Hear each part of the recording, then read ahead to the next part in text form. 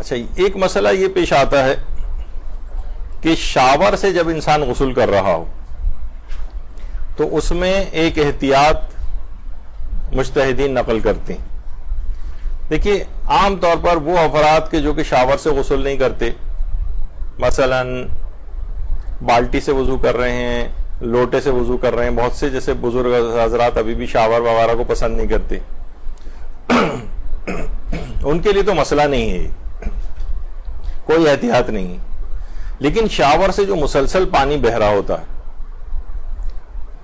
یعنی بالٹی سے اور برتن سے غسل کرنے والوں کے لیے ایسی کوئی احتیاط نہیں، وہ تو جس طرح سے وضو اپنا غسل کر رہے ہیں وہ ویسے غسل کرتے رہیں گے. اصل مسئلہ ہوتا ہے شاور سے. آیت اللہ سیستانی، آیت اللہ خوئی، آیت اللہ وحید خراسانی فرماتے ہیں کہ احتیاط واجب کی بنا پر، یعنی مثلا جس وقت آپ شاور سے غسل کر رہے ہیں تو پہلے آپ کو سر و گردن دھونا ہوتا ہے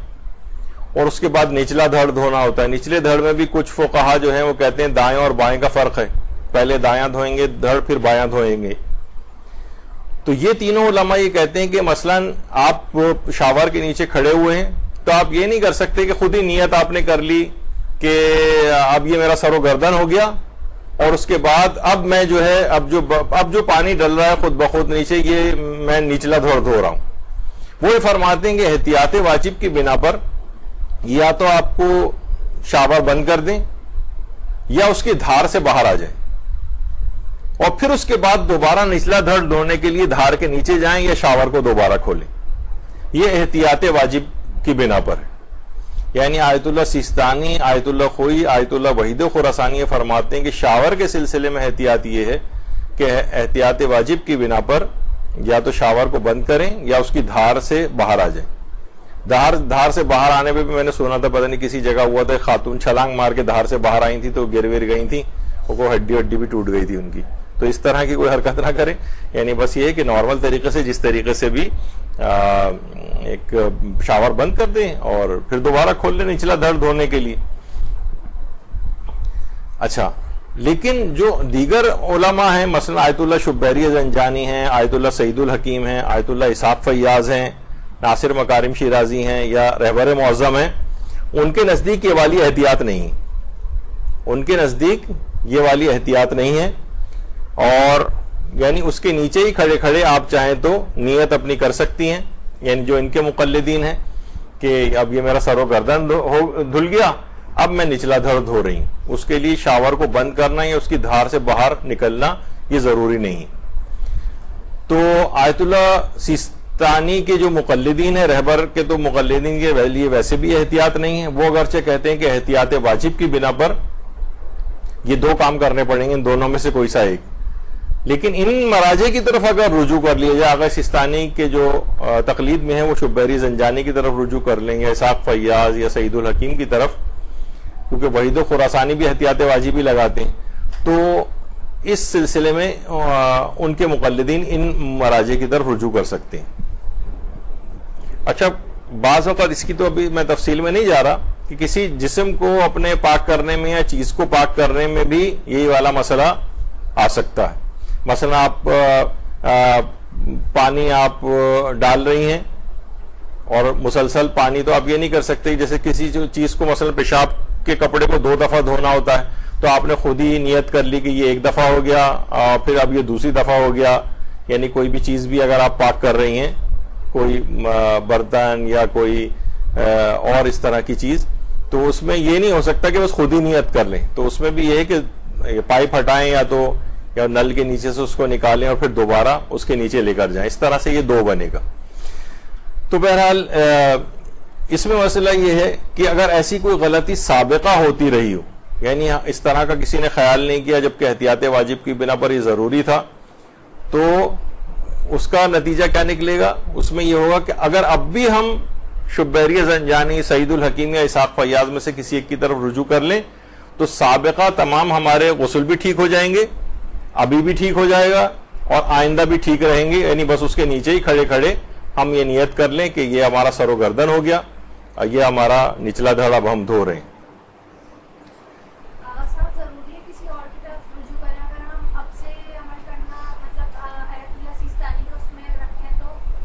اگر آیت اللہ تو پھر آپ اسی پر رہیں، بلکہ ہاں نہیں پچھلی پھر باطل ہو جائیں گی، وہ آپ کو ان سے جو آپ نے نمازیں پڑھی ہیں ممکن ہے وہ بھی آپ کو دہرانی پڑے. یعنی اگر آپ نے رجوع نہیں کیا تو آپ کے جو اس کا مطلب ہے کہ غسل باطل ہے. رجوع کر لیں گے تو پچھلے تمام غسل بھی صحیح ہو جائیں گے اور نمازیں وغیرہ بھی صحیح ہو جائیں گی. یعنی یہ جو رجوع کرنے کے بعد پچھلی تمام چیزیں بھی صحیح ہو جاتی ہیں اس مسئلے کے تحت، اور آئندہ بھی ٹھیک رہتی ہیں کیونکہ آپ کا نیت رجوع اس آئندہ کے لیے بھی ہوتی ہے، تو آئندہ کے لحاظ سے بھی یہی مسئلہ ہوگا. اچھا، غسل میں نچلے دھڑ کے اندر دائیں اور بائیں کا جو مسئلہ ہے، آقا سیستانی اور آیت اللہ خوئی وغیرہ وہ فرماتے ہیں کہ نہیں، نچلے دھڑ جب دھو رہے ہیں تو پورا نچلا دھڑ ایک ہی شمار ہوتا ہے. البتہ احتیاط یہ ہے، بہتر یہ ہے، مستحب یہ ہے کہ دائیں اور بائیں کر لیں. اس میں بھی پہلے دایاں حصہ دھوئیں، یعنی جسم کے نچلے دھڑ کے 2 حصے کر لیں.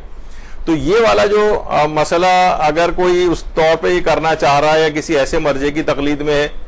کہ جو کہ شاور سے غسل کی اس احتیاط کا بھی قائل ہو اور یہ نچلے جسم کے جو 2 حصے کیے جاتے ہیں اس کا بھی قائل ہو، تو پھر اس کو یہی والی چیز دائیں اور بائیں کے اندر بھی کرنی پڑے گی. یعنی پہلے سر و گردن دھونے کے بعد شاور کو بند کرے یا دھار سے باہر نکلے، پھر دایاں جسم دھوئے آدھا، یعنی جو دائیں طرف کا حصہ ہے وہ دھوئے،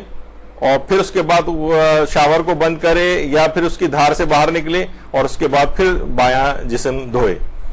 تو آیت اللہ خمینی، امام خمینی جو تھے، اور آیت اللہ علی خامنئی، وہ کہتے ہیں کہ نچلا دھڑ کے جو ہے اس میں 2 حصے کیے جاتے ہیں. لیکن آپ نے جیسے کہ سنا کہ رہبر معظم تو ویسے بھی اس کے قائل نہیں ہیں، تو نچلے دھڑ تو ویسے ہی رائٹ اور لیفٹ کر کے ان کے نزدیک دھویا جائے گا، لیکن یہ والی احتیاط ضروری نہیں. اس کے فقط قائل آیت اللہ سیستانی ہے، وہ بھی احتیاط واجب کی بنا پر ہے، اور احتیاط واجب میں بھی ان مراجع کی طرف رجوع کر لیا جائے تو غسل ٹھیک ہو جائے گا. اچھا، یہ جو شاور لگا ہوتا ہے جسے شاور ہیڈز کہتے ہیں، یہ بی بی سی نے بھی اس پہ ایک نیوز دی تھی، اور جو نیشنل اکیڈمی آف سائنسز ہے جو کہ ٹاپ 100 کے اندر آتی ہے اداروں کے اندر، یونیورسٹیز وغیرہ میں، ان کی بھی ایک رپورٹ یہ آئی تھی کہ جو شاور ہیڈز ہوتے ہیں اس کے اندر بہت سے، کیونکہ اس کی صفائی کا تو کوئی انتظام عام طور پر ہوتا نہیں، تو اس میں بہت سارے جراثیم وغیرہ آ کر چپک جاتے ہیں. لیجونیلا کے نام سے ایک مائکو بیکٹیریا ہے، وہ اس کے اندر گرو ہوتا ہے، پھر یہ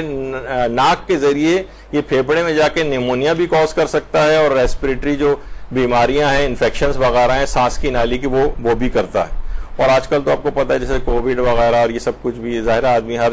سانس کی ہر تکلیف یا انفیکشن سے انسان پریشان ہوتا ہے، دماغ اسی طرف جاتا ہے. تو اس میں بہرحال ایک خطرہ اس بیماری کا ہوتا ہے شاور کے ذریعے،